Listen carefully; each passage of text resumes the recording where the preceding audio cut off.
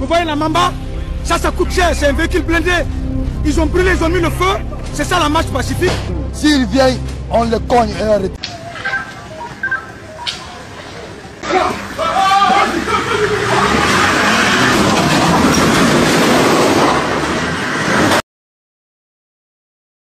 C'est complètement fini pour les terroristes au Burkina Faso. L'armée burkinabé a changé de stratégie et est passée à la vitesse supérieure. Les ennemis de la paix et du gouvernement d'Ibrahim Traoré qui troublaient la quiétude des populations n'auront plus jamais de paix ni de repos au Burkina Faso. Le capitaine Ibrahim Traoré ne tolère plus à ces forces du mal. Ceux-ci vont regretter d'avoir initié les tentatives de coup d'État contre le président Ibrahim Traoré. En ce début du mois de juin, les ennemis de la paix qui ont échoué leur tentative de coup d'État et n'ont pas pu renverser le pouvoir de Ouagadougou, se sont penchés vers le nord du pays pour semer la terreur au sein des populations, le but pour eux de créer une révolte populaire contre Ibrahim Traoré. Mais les choses ne se sont pas passées comme prévu. C'est un moment où la peur a changé de camp.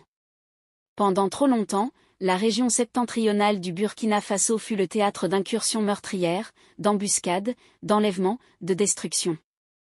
Des villages entiers furent abandonnés. Des milliers de familles fuyaient vers le sud, laissant derrière elles des terres nourricières, des maisons brûlées, des souvenirs meurtris. Vous a envoyé des puissants renforts et ça court dans tous les sens à l'heure actuelle où je vous parle. L'opération est baptisée Tourbillon V3. Tourbillon V3 ravage les terroristes. Et pendant longtemps, l'armée burkinabé était vue comme une institution courageuse mais débordée, réactive mais dépassée, manquant cruellement de moyens, isolée sur un terrain rendu complexe par la géographie, les trahisons et les complicités extérieures. Cette fois-ci, ces ennemis de la paix ayant échoué leur coup à Ouagadougou, voulaient se consoler au nord du pays assemant la terreur comme les années antérieures. Mais tout cela appartient désormais au passé. À la faveur d'une réforme militaire en profondeur, d'un changement de doctrine, et surtout d'une volonté politique sans précédent, les forces armées burkinabées sont entrées dans une nouvelle ère. Une ère de projection stratégique, de coordination interarmes, de technologie de guerre intégrée, de pleine collaboration avec le peuple, et les résultats concrets de cette transformation se sont manifestés avec une force spectaculaire en ce début du mois de juin 2025. L'opération baptisée Tempête du Nord est une offensive contre les groupes armés terroristes menée par l'armée de terre, la gendarmerie nationale, avec un important appui aérien apporté par l'armée de l'air. Une opération VDP, mieux formés, mieux équipés, plus disciplinés que jamais. Les cibles, les foyers de résistance des groupes armés ennemis opérant dans les zones de Barabulé, Djibo, Arbinda, Mansilla, Gorgadji, mais aussi dans les zones boisées du Yaga et du Loroum. L'objectif, éradiquer les bastions ennemis qui se sont repenchés dans l'arrière du pays pour menacer le pouvoir d'Ibrahim Traoré à distance, sécuriser les corridors logistiques, reprendre le contrôle total du territoire national. Ici, chacun est appelé à mettre la main à la pâte. Faire agir les muscles. Transpirer. Et vaincre l'impossible. La première phase de l'opération a consisté en un déploiement aérien d'une précision chirurgicale.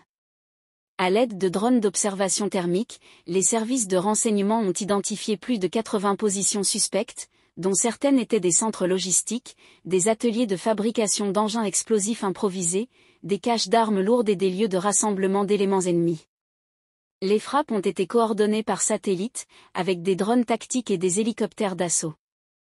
En 48 heures, plus de 300 cibles ont été détruites avec une précision redoutable. La deuxième phase fut terrestre. À la tête de colonnes motorisées, les forces spéciales ont entamé une progression par zone, quadrillant chaque village, chaque piste, chaque marigot. À chaque avancée, des postes de commandement ennemis ont été capturés. Des responsables de Katiba, jusque-là insaisissables, ont été localisés, neutralisés ou faits prisonniers. Aujourd'hui aussi, c'est un autre jour. Le combattant terroriste capturé va bénéficier d'un traitement humain adéquat. Le monde part en couille. Gîte couvert. L'armée burkinabé se veut très respectueuse des droits humains. Et elle est soutenue par tout un peuple. Dans les villages libérés, les scènes sont bouleversantes. Des enfants sortent de leurs cachettes, hagards mais vivants. Des mères remercient les soldats avec des larmes dans les yeux. Des chefs coutumiers chantent la renaissance de leur terroir. Les drapeaux burkinabés sont hissés à nouveau sur les écoles. Les mosquées et les églises rouvrent. Les marchés reprennent. C'est un souffle nouveau, un retour de la souveraineté. Mais cette reconquête n'est pas que militaire. Elle est aussi politique, psychologique et diplomatique. Les autorités de la transition ont compris que la guerre asymétrique impose une stratégie globale. Ainsi, les opérations militaires sont accompagnées de missions civiles, distribution de vivres, rétablissement de l'état civil, réparation des réseaux d'eau et d'électricité, relance des services de santé et de scolarisation. Rescapés des terroristes capturés vivants par nos forces de défense et de sécurité demandent pardon à nos boys. C'est trop tard. C'est trop tard. C'est une guerre pour la vie, une guerre pour la dignité. Dans cette dynamique, l'Alliance des États du Sahel, AES, joue un rôle crucial. Le Niger et le Mali ont coordonné leurs frontières pour éviter les repliements ennemis. Des drones maliens ont fourni un appui en temps réel. Des unités d'élite nigériennes ont neutralisé des groupes armés fuyant vers l'Est. C'est une coopération militaire et souveraine, entre pays frères, sans ingérence extérieure. Sur le plan international, les regards commencent à changer. Des observateurs militaires africains, russes, turcs et même sud-américains suivent avec attention cette montée en puissance burkinabé. Ils analysent la transformation d'une armée jadis sous-estimée en un acteur régional crédible. Car ce qui se passe au Burkina n'est pas isolé, c'est un modèle de résistance pour les peuples africains confrontés à des agressions hybrides, des manipulations externes et des forces déstabilisatrices. En chiffres, ce mois de juin 2025 s'annonce clair. Plus de 100 ennemis neutralisés, près de 900 motos saisies ou détruites, 80 tonnes de munitions récupérées, des dizaines de véhicules logistiques capturés, des documents stratégiques décodés et surtout plus de 70 localités sécurisées. Les blindés avancent et tirent. Les mortiers achèvent la manœuvre. Et les commandos font des efforts pour libérer tous les véhicules piégés par la boue. Ils analysent la transformation d'une armée jadis sous-estimée en un acteur régional crédible. Car ce qui se passe au Burkina n'est pas isolé, c'est un modèle de résistance pour les peuples africains confrontés à des agressions hybrides, des manipulations externes et des forces déstabilisatrices. En chiffres, ce mois de juin 2025 s'annonce clair. Plus de 100 ennemis neutralisés, près de 900 motos saisies ou détruites, 80 tonnes de munitions récupérées, des dizaines de véhicules logistiques capturés, des documents stratégiques décodés et surtout plus de 70 localités sécurisées. Parfois pour la première fois depuis des années. Mais le plus grand acquis, c'est peut-être l'unité nationale.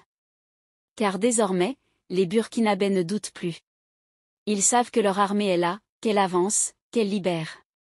Ils savent aussi que le pays est engagé dans un processus de souveraineté irréversible.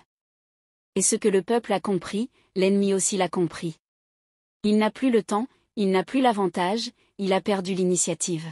Ce mois de juin débute comme le mois de la reconquête stratégique, le mois de la fin de la peur, le mois où le nord du Burkina Faso est repris, non seulement avec des armes, mais avec l'âme. Et cette âme, forgée dans la douleur, le courage et la foi, est désormais la plus grande arme du Burkina Faso. Se fait entendre au loin. Ce bruit, ce n'est pas celui du burkinabé, mais il est devenu un symbole de résistance et d'autorité pour le peuple africain. Chers abonnés, c'est là en quelque sorte l'information que nous avons pour vous aujourd'hui concernant le Burkina Faso. Donc ce qu'il faut retenir dans cette vidéo, est que les ennemis du peuple burkinabé du gouvernement du capitaine Ibrahim Traoré ont complètement échoué la mission de leur maître occidental en ce début du mois de juin. Si vous avez aimé la vidéo, cliquez sur j'aime et partagez à vos amis. Mais n'oubliez pas de vous abonner et de cliquer sur la cloche de notification pour ne pas rater mes prochaines vidéos.